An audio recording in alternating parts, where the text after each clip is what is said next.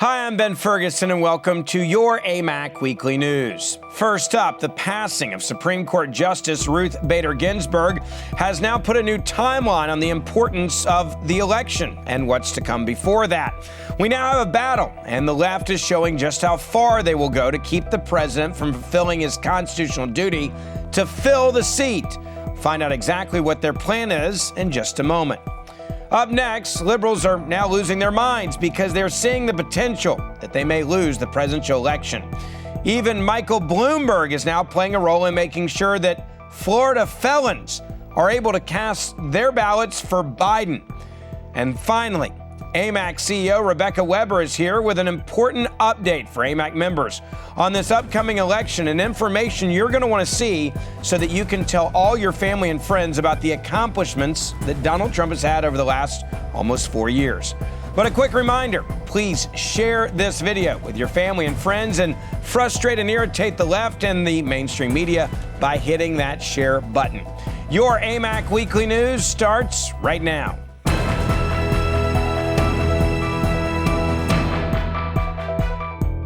America is one Supreme Court justice short following the passing of Justice Ruth Bader Ginsburg last Friday. Now it is time for the president to do his constitutional duty and nominate a new Supreme Court justice. But there's a problem. Liberals seem to think that this is the greatest miscarriage of justice in the history of the United States. According to them, there shouldn't be a nomination of a Supreme Court justice in an election year. Now, the interesting thing about this ideology is that this isn't the first time a justice has been nominated in an election year. In fact, it's happened over and over and over again throughout history. Just take a look at what Senator Ted Cruz had to say in response to these insane accusations by the left. Here's what history shows. Whenever the president and the Senate are controlled by the same party, the Senate almost always confirms nominations in a presidential election year. It's happened 19 times. The Senate has confirmed it 17 times. Whenever the president and the Senate are controlled by opposite parties, as it was 4 years ago with Barack Obama, the Senate doesn't confirm the nominee. That's happened 10 times in our history. The Senate's only confirmed the nominee twice. Now, you may say that's just a question of partisan power. It's actually not. It's a question of the people deciding. This issue was litigated. It was litigated to the American people. It was a major reason. It was the single biggest reason I personally voted for Donald Trump, is because he promised to nominate justices in the mold of Scalia and Thomas. Senator Ted Cruz is absolutely right. The same American people who elected the president also gave Republicans a majority in the Senate. The liberals who are arguing against this nomination are the same liberals who argued something completely different in 2016, following the death of Justice Scalia. Just take a look at what they had to say back in 2016 after he passed away, and they wanted to pack the court.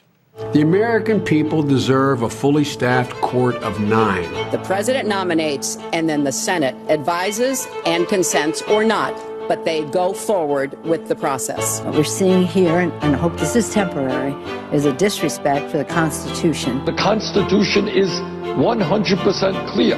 The President of the United States has the right to nominate someone to be a justice of the Supreme Court. Senate's function is to hold hearings and to vote. The blockade on filling a naturally occurring vacancy, in my view, is harmful to the independence of the Article III branch. You cannot keep a seat on the Supreme Court, which represents all of us. You cannot keep it vacant against the Constitution. Do pretty much everything they can to avoid acknowledging the legitimacy of our democratically elected president. The American people expect the president's nominee to be given a fair hearing and a timely vote in the Senate. Every day that goes by without a ninth justice is another day the American people's business is not getting done. I tell you what, I wish these liberals of 2020 would stop for a second, go back and actually listen to themselves in their own words from 2016. Now, what's even crazier is the fact that they are even considering impeaching Donald Trump again in an attempt to stop the president from nominating a new justice before Election Day. No, it's not a joke. They're actually floating this idea and talking about it on TV.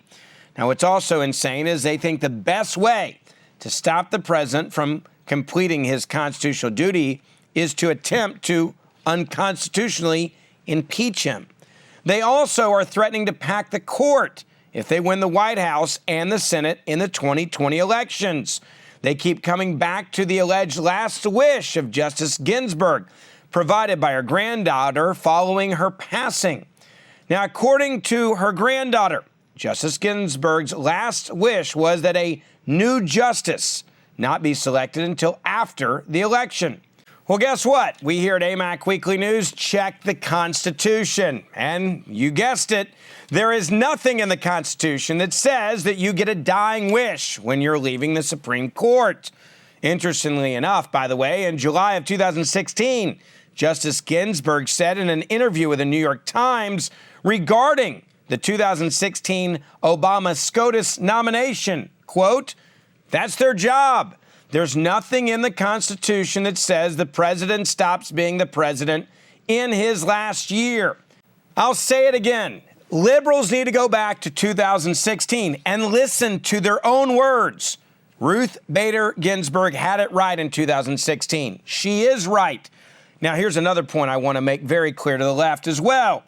If liberals literally in an election year impeach the president of the United States of America, at least in the House, then why can the president of the United States of America not nominate a Supreme Court justice in the same exact election year?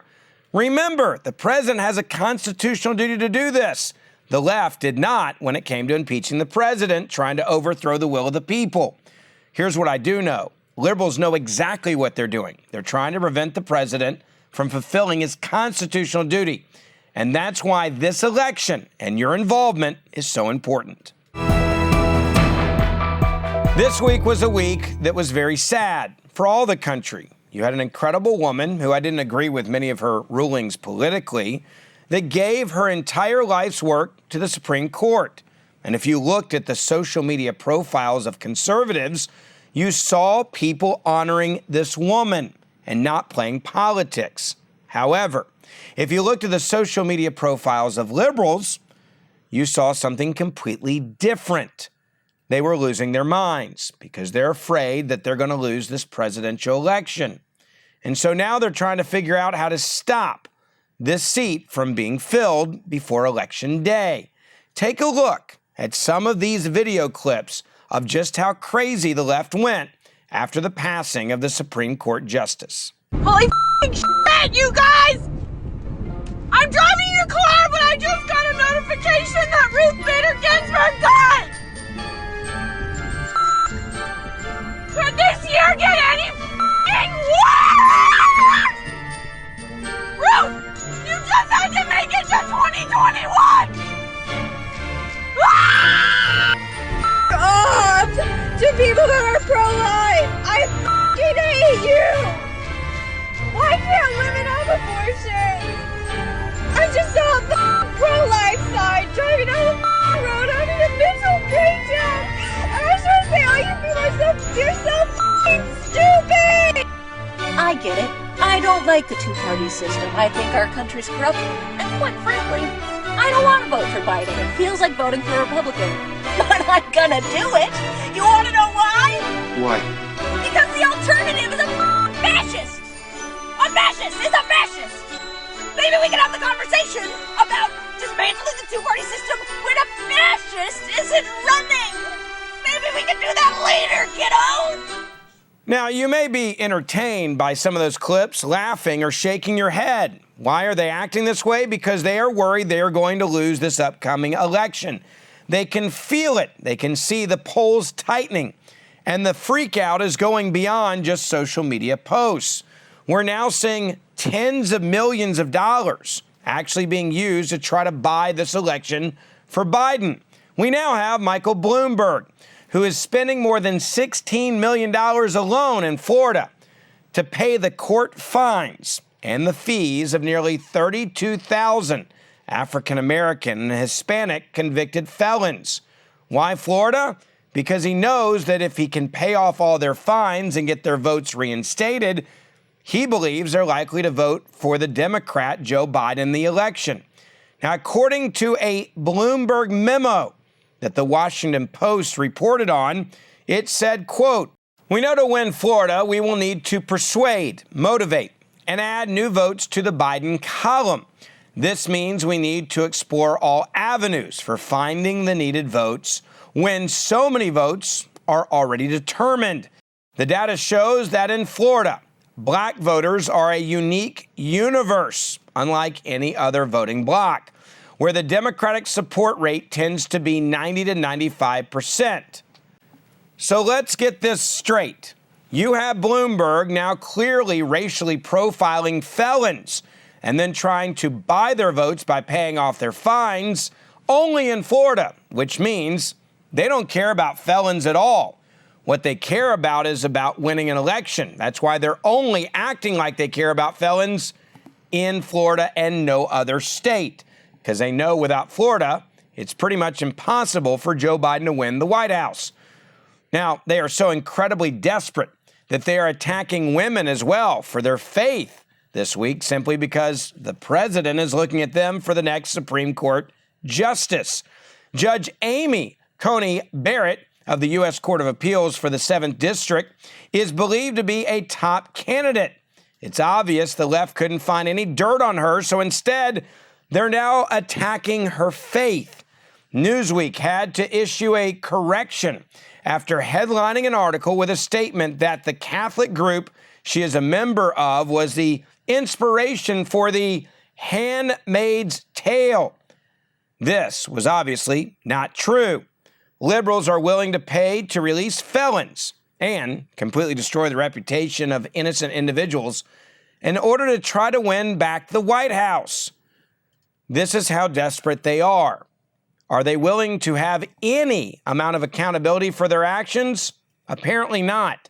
And that means that we right now need to focus more than ever to make sure that not just our votes are counted in this upcoming election, but that we also make sure we reach out to our family and friends and make sure that they're voting as well.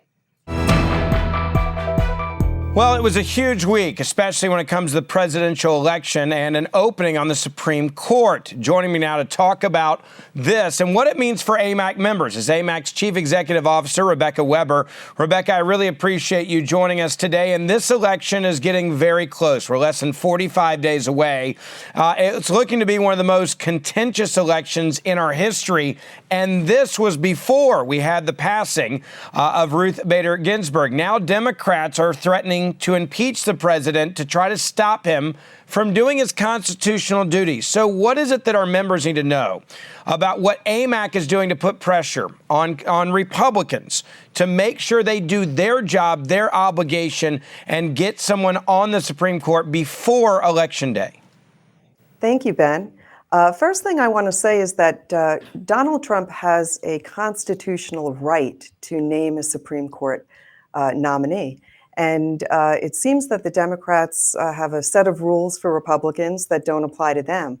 The people, the American people, elected Donald Trump, and with that, they gave him the power to carry out his duties. And that is exactly what Donald Trump intends to do. So we're just reminding our members to remain vigilant, understand that you're hearing a lot of sound bites and a lot of spin from the left. Amax magazine, which will be hitting your mailbox the first week in October, is full of really great articles that we encourage for you to share with your friends and family. But going back to the Supreme Court nomination, AMAC is in full support of Donald Trump's decision to move forward.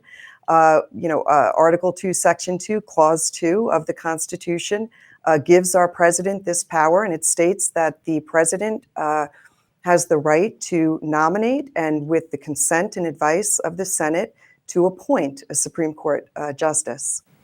Ted Cruz talked this week about precedent in history, and overwhelming data shows that during an election year, we've done this over and over again, especially to confirm someone when the party in control of the Senate matches the party of the White House. AMAC members, and one of the things that I don't know that everyone understands is just how important their membership is, because AMAC is actually going out there and trying to hold some of these senators accountable for their actions. We already saw Collins and Murkowski say, well, maybe we should wait. And then we saw a lot of pressure on Mitt Romney to do the right thing. And he has now said, thank goodness, that he wants this to move forward. That's one of the things that AMAC does, is really look at these members of the Senate, these vulnerable Republicans, and putting pressure on them on behalf of our members that live in those states to say, hey, you have a constitutional obligation, a duty to do your job, not delay your job until next year. That's right. We are very much engaged with members of the Senate. Matter of fact, yesterday we had a virtual event with Gardner from Colorado, and we continue to invite senators to speak to our members. You can see that, find all of that on our website.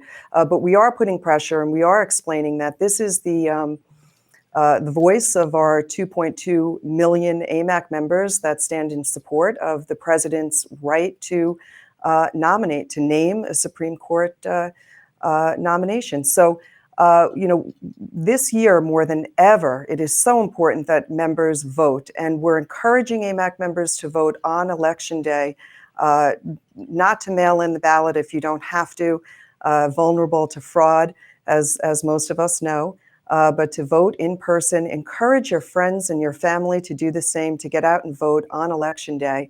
One other thing that I'd like to share with the folks that are watching is this awesome election scorecard, which is going to appear in the AMAC magazine. You'll get this actual election scorecard that you can tear out and use with friends and family on election night.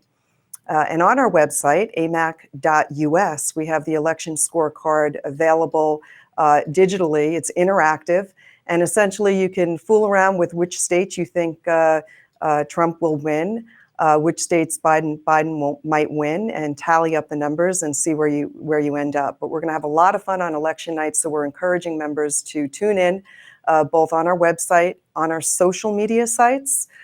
Ben, those sites are AMAC for America. So if you search on Instagram or Facebook, AMAC for America, we'll have some watch parties and some interactive, exciting things happening leading up to the election. Lastly, one thing that I want to make sure that our members know about in the upcoming AMAC magazine, you just mentioned that insert, but there's a 2-page spread about the accomplishments of Donald Trump. And for so many AMAC members, it's more than just being a member. It's about influencing your family and your friends with the facts. And this magazine is going to be so important. It's going to be hitting your mailbox very soon to give you the accomplishments of Donald Trump over the last 3.5, almost 4 years. Concrete evidence of why his presidency has been successful, why it should continue. And that is something that AMAC has really been focusing on, is trying to make sure that the members have the tools needed to convince others and influence others about why you should reelect Donald Trump. That's right. Thank you for mentioning that. It's very important that that folks not only take a look at the magazine, but instead of tossing that magazine in the trash, share it with someone, because the kinds of information that we're providing you with, you won't really find, certainly won't find it in mainstream, and hard to find the information out there. So we've compiled a complete list of Trump's accomplishments over the last 4 years, and Donald Trump said it himself. He's accomplished more in 47 months than Biden's 47 years. No doubt. But oftentimes when you're talking with friends and family, you want to be able to have the facts. You want to be armed with knowledge and have the facts. So this upcoming issue provides information both on Trump and Biden's stance on key issues. And I think it really boils down to Americans making a choice. Do you want limited government, more power to the people, the ability to pursue the American dream? Or do you want bigger government, government intrusion in your day-to-day life and day-to-day choices? And that really is the very major difference between the two candidates this year. Rebecca Weber, we really appreciate you coming on. Your leadership as CEO of AMAC has been incredible this election year. And from all of the members I know, they appreciate the hard work that you and your team are doing each and every day for our members, more than 2 million now. Thank you for coming on AMAC Weekly News. And it's going to be a very exciting rush to the finish line on Election Day. Thank you, Ben. Once again, a big thank you to our CEO, Rebecca Weber, for her incredible leadership during this presidential election year. Also, if you haven't renewed your AMAC membership or joined AMAC before, we need to count you now more than ever. Without you, we don't exist. And it's important that we can fight the extreme left as a large group. Thank goodness we've been blessed to have more than 2 million members. But you can help by renewing or also joining AMAC or sharing this and AMAC with your family and your friends. So make sure you share this video on your timeline and make sure that you join AMAC if you haven't already. I'm Ben Ferguson. I'll see you back next week for our next episode.